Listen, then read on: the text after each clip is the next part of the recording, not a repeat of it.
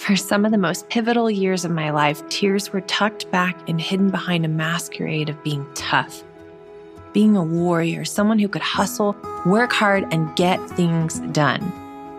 But it wasn't until I started to get more in tune with who I really am that things took off in my business. Welcome to I Might Cry, a podcast exploring how heart, mind, body, and spirit are all deeply woven into the way we do business.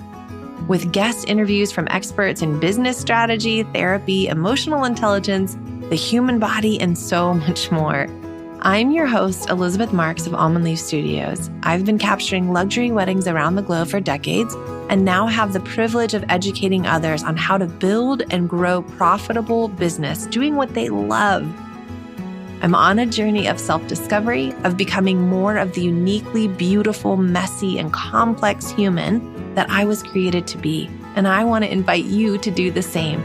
Join me on this adventure of uncovering the walls we've built that keep us stuck in patterns of limitation so that we can journey into living life with arms and hearts wide open. Let's venture into this together.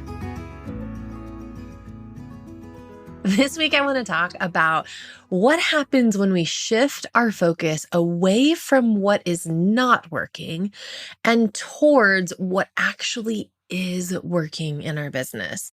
I had this question come up recently where one of the students in one of my programs, The Art of Booking, she was talking about how she just has this fear that continues to creep in.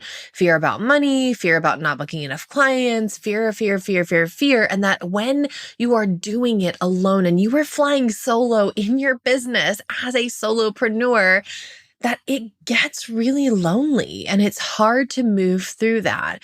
So I started asking her some more questions and we started focusing on the root of the problem. Like, what is actually underneath all of this? Where's the belief coming from that we need to be focused on the fear? This is something that I see happen time and time again. And I know I've certainly had seasons of my life where this was a huge part of my life, where I was so focused on what I needed to fix, what needed to change, what needed to be tweaked. It almost becomes like an addiction. Like, we're so good at it as entrepreneurs. That's why we have businesses, right? Because we are problem solvers. We know how to figure things out on our own. And some of us even love the challenge of that. There's like endorphin rush that can happen when you're like in the midst of all the frustration, all the heartache of like, this thing's not working and I've got to figure it out. And then you figure it out. It feels so good. There's this like rush of energy that can come in that. It's designed that way for a reason and it is a good thing. But what happens is when we shift out of focusing on gratitude, focusing on what is working, focusing on celebration, focusing on pleasure, on joy, on enjoying our lives, we end up stuck in this pattern where we're building neural pathways that are focused on and fixated on what's wrong, what's the problem.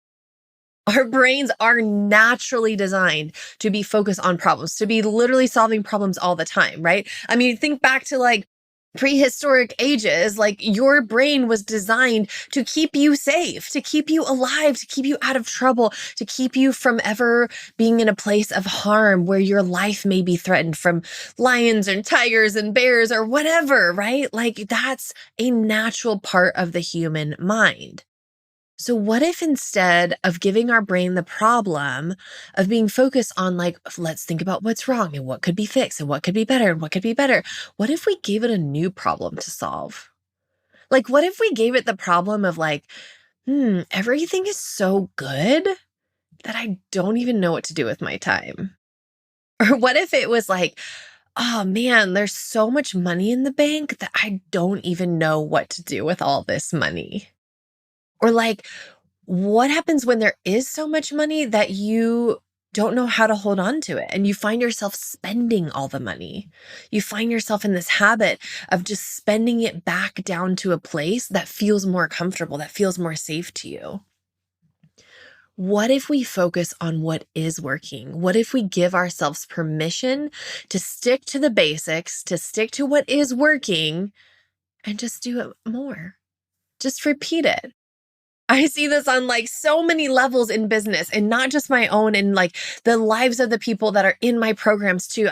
We were even talking recently about social media and like how once you have a booking system in place and you know what you're doing and you know how to move clients through that process and you're building the trust and it feels really amazing and feels like just awesome to you and to them. How do you fill your funnel? Now that you have a system in place, like what do you do? And I was so clear. I was like, listen, this is not a one size fits all thing. Like, I'm not here for that. And I hope you're not either.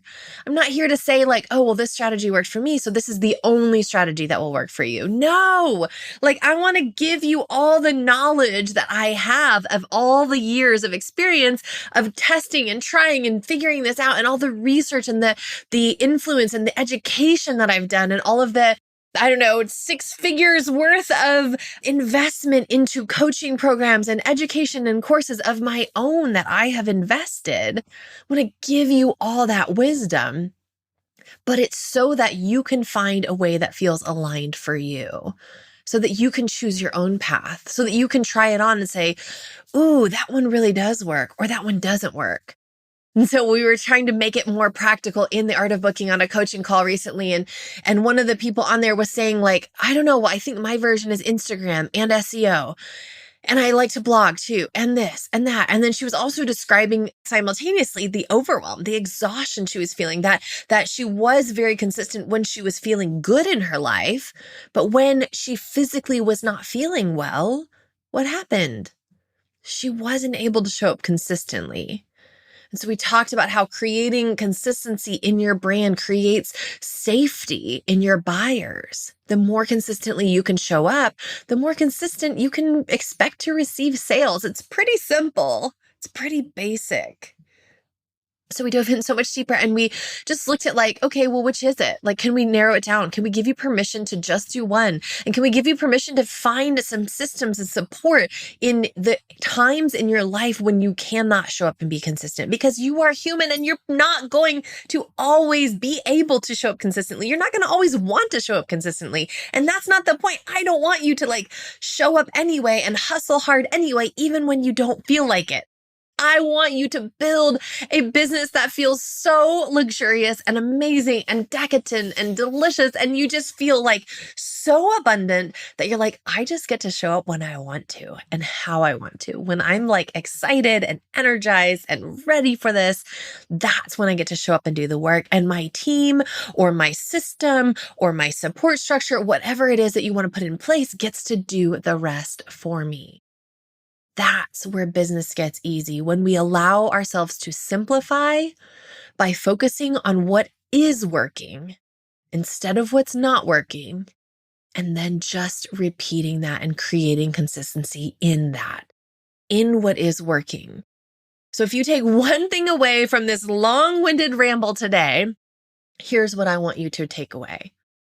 You have permission to do things your way, to keep it easy, to keep it simple, and just get consistent with the simple, the basic, what is working. Shift away from focusing on what's not working and into what is working, and do more of that. And watch as the magic begins to unfold. If you're looking for more, you can find me at elizabeth-marks.com, elizabeth-marx.com, or find me on Instagram at elizabethmarks.coaching. Remember, you are enough. You are love, you are light, and you are worthy simply because you exist.